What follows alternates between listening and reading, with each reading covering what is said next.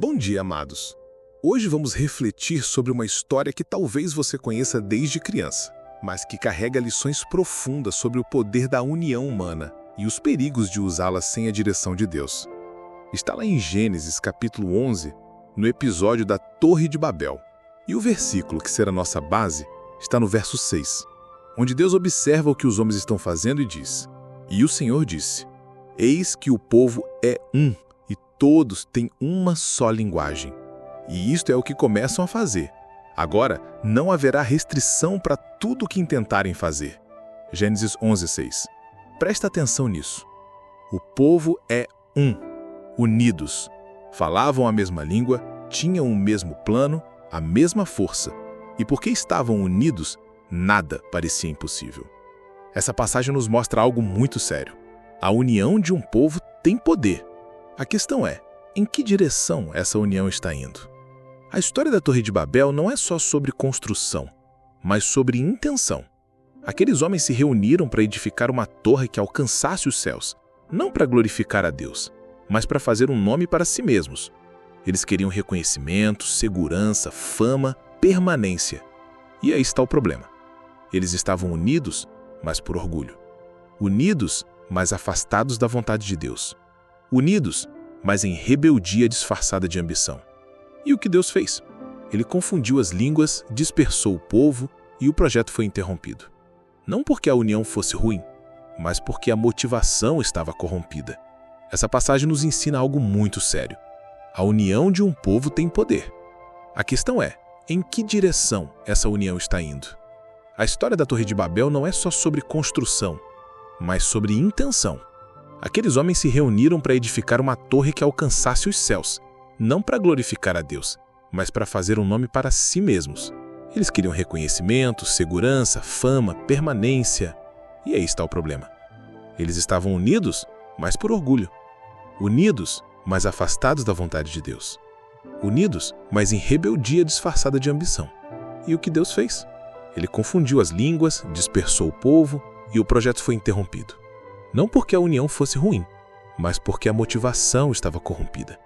Essa passagem nos ensina algo muito sério. A união de um povo tem poder, mas ao mesmo tempo revela que Deus valoriza e reconhece o poder que há quando o povo fala a mesma língua, quando caminha junto. Agora, olha que contraste lindo.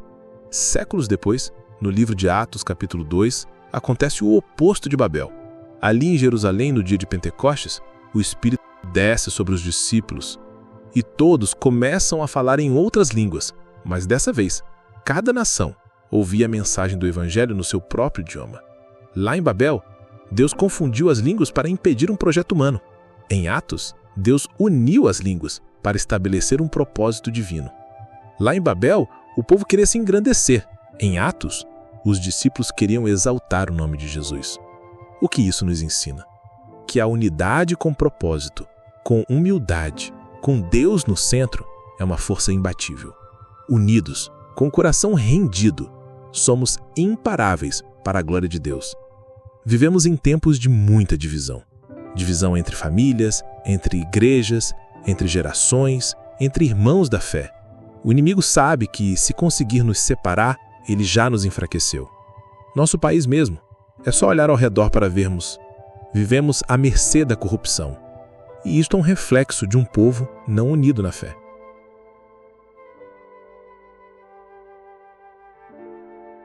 Mas Deus está nos chamando de volta à unidade. Não uma unidade artificial, de aparência, mas uma unidade verdadeira, onde o que nos une é maior do que qualquer diferença: o Espírito de Deus.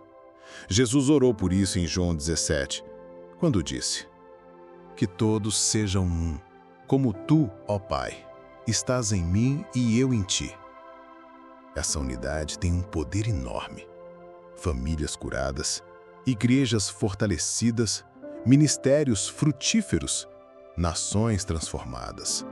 Tudo isso começa quando o povo de Deus decide andar como um só corpo. Mas e agora? Talvez você esteja se sentindo isolado, desconectado, desanimado com a divisão ao seu redor.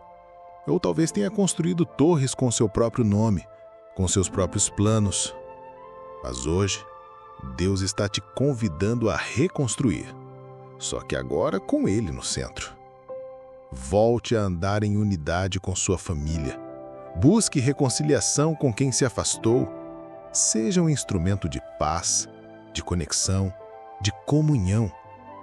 Porque quando o povo de Deus se une, com humildade, com amor, com um propósito santo, não há limite para o que Deus pode fazer.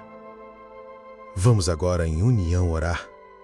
Senhor Deus, hoje te agradecemos pelo poder da unidade.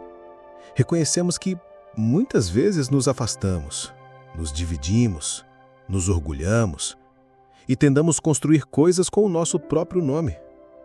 Mas hoje pedimos, unifica nosso coração ao teu. Une nossas famílias, nossas igrejas, nosso povo, que voltemos a falar a mesma linguagem do céu. Amor, perdão, verdade e fé. Tira de nós o orgulho de Babel e planta em nós o espírito de Pentecostes. Que sejamos um povo com um só coração, uma só mente, um só Senhor. Em nome de Jesus.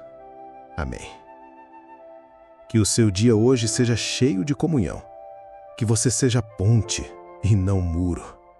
Que onde houver divisão, você leve reconciliação e que Deus te use para levantar um povo unido, forte e centrado na vontade dEle.